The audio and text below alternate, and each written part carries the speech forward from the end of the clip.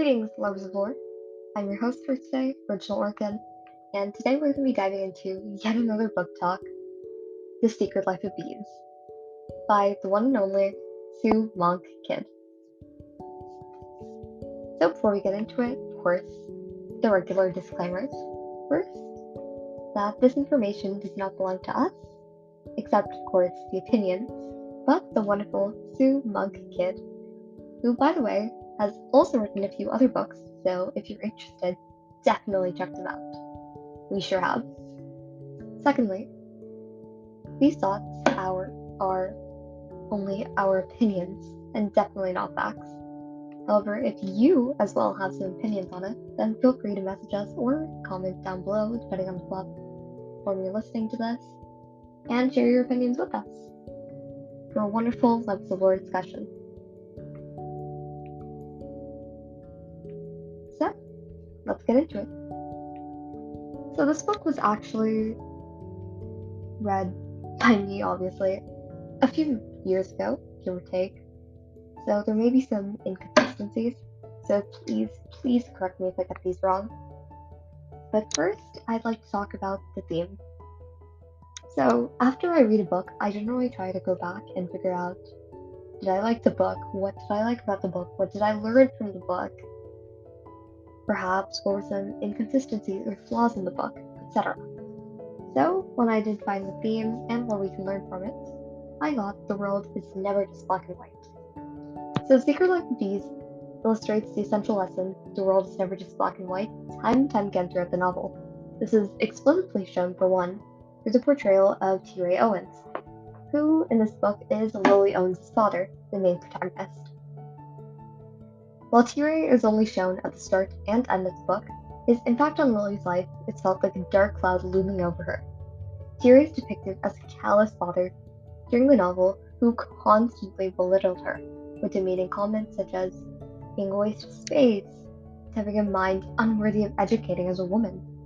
Moreover, if Lily said anything in response to her father, or if he was just in a bad mood, he would beat her till she was on her knees and sobbing.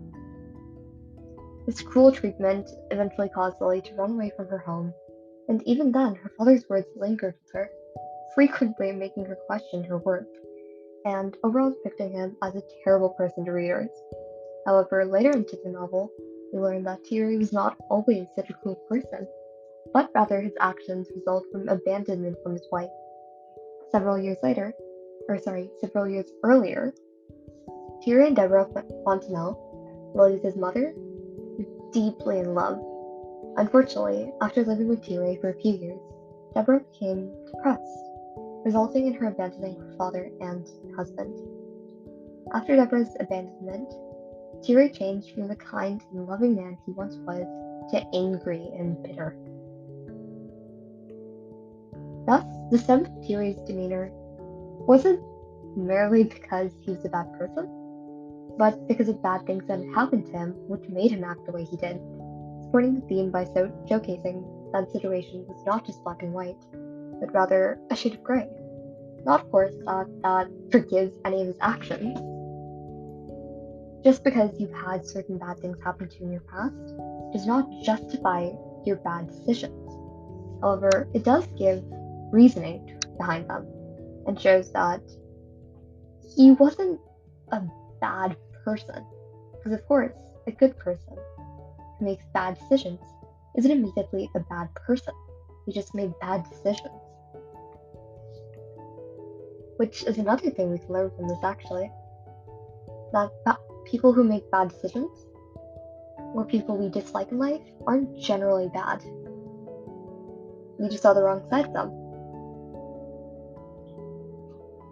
The theme that everything is not just black and white, in addition to prior evidence, is also demonstrated through Lily's misunderstanding of racism. The story The Secret Life of Bees took place during the Civil Rights era, a time where racism from white-skinned people to those of colored skin was prevalent. However, Lily had never realized the unfairness of this racism because of how common it was where she lived, and even admitted that she laughed at racist jokes and believed that people of other skin tones couldn't be as smart as her, but she gave into these stereotypes. This changed during her stay at the Boatwright household, when Lily overheard June arguing with August about Lily, saying that they had no reason to help her, because she was of quote-unquote white skin. While her words angered Lily, she also states that they made Lily realize the irrationality in racism. This piece of evidence backs up the theme by explaining the concept that racism wasn't just as straightforward as Caucasians doing it as a way to be cruel. Instead, it was more complicated, and its reasoning lay far into a feeling of normalcy, just not knowing any better. Of course, this doesn't justify the actions either, but it does give us a display of why it wasn't easily solved, because it had a feeling of normalcy. Moving on, I also identified the tone of the novel, which I depicted to be empowering.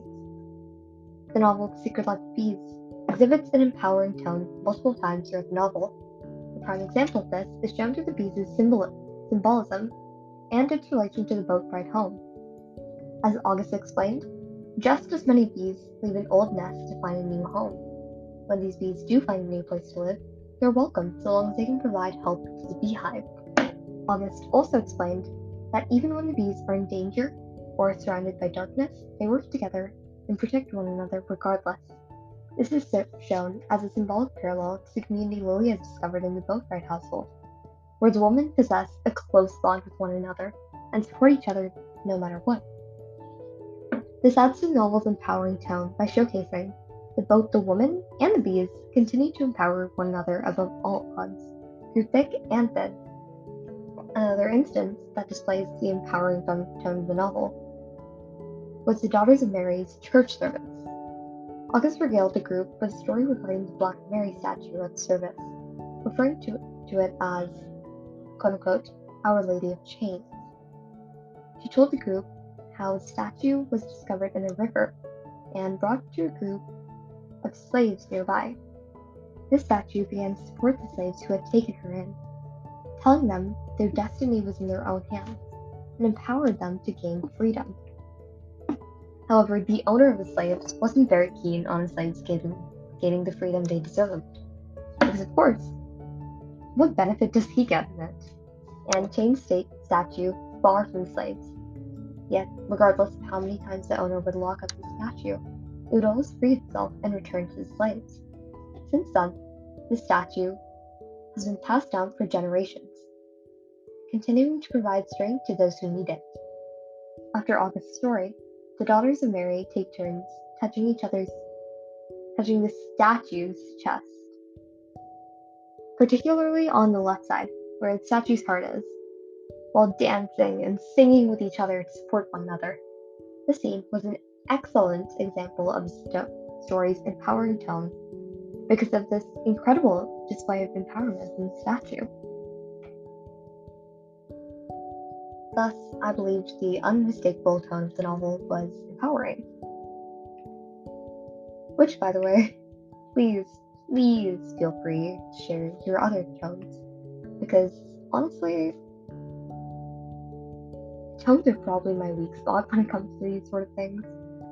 So, my tones are usually pretty weak.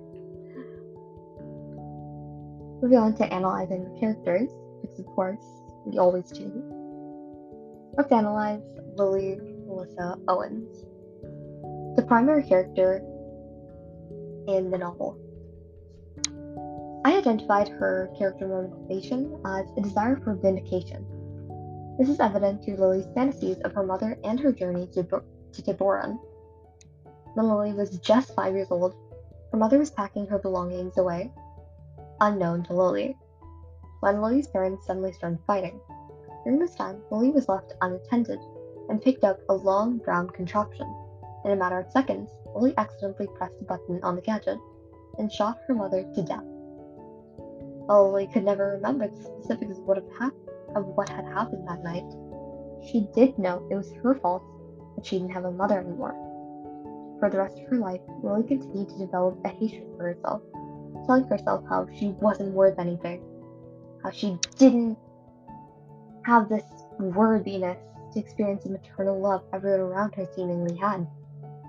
That she was a murderer who did not deserve to live while her mother was dead. Lily even had constant daydreams of her mother, which would encourage her, especially during those rough days. In these fantasies, she would beg for her mother's forgiveness. And her mother would be in heaven, and her mother would be looking down on her, and her mother would pull her into this gigantic hug and tell her the words Lily had always wanted to hear. I forgive you. It's not your fault. Lily's daily fantasies showcase her motivation for vindication, in my opinion, by displaying how badly Lily wished for this forgiveness from her mother, to the point where even in her daydreams, something rendering an individual's deepest desires would represent her inclination for vindication. Likewise, her longing for remission was also shown through her adventure from Sylvium to Tiferem. Again, probably messing up those names. But after T-Ray told Lily in anger that her mother had left her far before her death on purpose, Lily, not being able to process that information, decided to flee to her mother's hometown to Bern, with Roselane to find anything linked with her mother that could provide her the answers she had desired for years.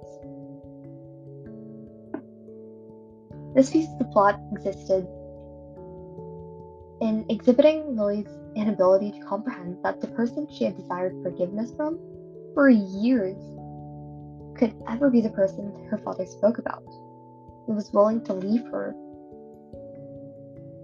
without any remorse of the consequences she may face, only to receive justification regarding her mother. Thus, she was willing to leave everything behind for her deceased mother, who she couldn't even remember, just to get these answers, to have some sort of forgiveness, vindication that it was her fault, that she was worthy. Which of course displays Lily's drive throughout the Secret Life of Bees, her yearning for vindication, something I believe to be her character motivation. Now, of course, did I like the book? Did I dislike the book? I actually really like the book. However, it did possess a few flaws. For starters, I disliked how the author structured Lily's relationship with Zach. And this is probably going to be a controversial one. However, while the author started their relationship really nicely, as two kids from different backgrounds and skin tones bonding over shared interests, I feel like the author ruined that foundation she'd laid by altering their relationship from a friendship to a romantic one far too quickly. After a month time skip from the day the two of them first met, the scene starts off with Lily and Zach in a truck on their way to a farm for an errand given to them by August. Lily starts looking at Zach while he's driving and realizes he's actually very good looking, contradicting her earlier opinion that dark-skinned boys couldn't be attractive, as stated by her earlier on.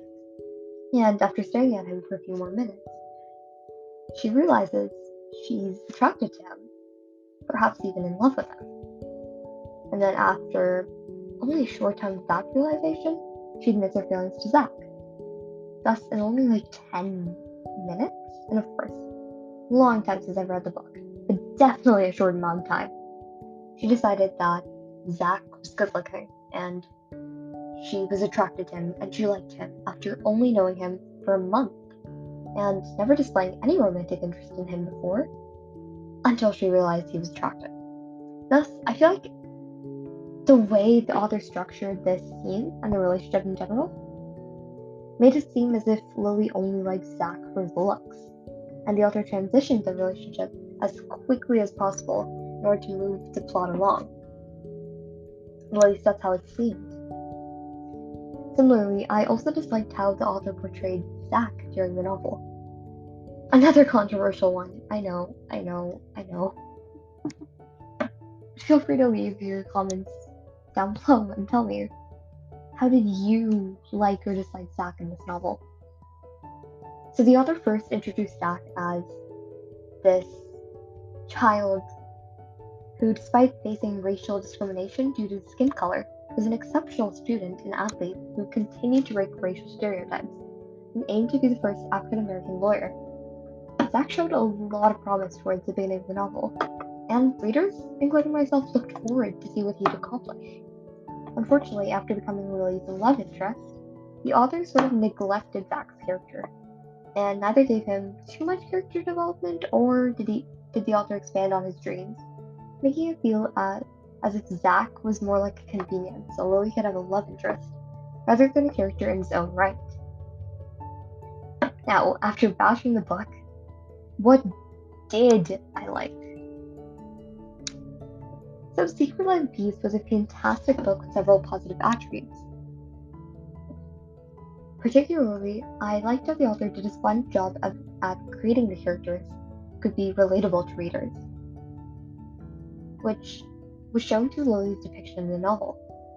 From the start of the book, it's apparent that Lily just doesn't fit in. She's an outsider who wears baggy clothes, has unruly hair, has no friends, and none of the boys are attracted to her. Lily understands this and begins to frequently lie about herself and her whereabouts to everyone in order to fit in and appear more respectable. While most books possess characters that are attractive and are always an ideal model in terms of moral standards, to sum up, characters readers want to be like. This author took a different path, creating characters readers could relate to, rather than a perfect one readers would want to aim to be. Moreover, this made Lily's happy ending even better, as it provided to readers and proved to readers that even ordinary people like them could have a happy ending if they strive for it. I also appreciated the author's take on racism and segregation during this novel. The author used the story as a way to display racism during this time, and chose to show both sides of the story, showing the normalcy in racism along the Caucasian side and the discrimination faced on the African American side.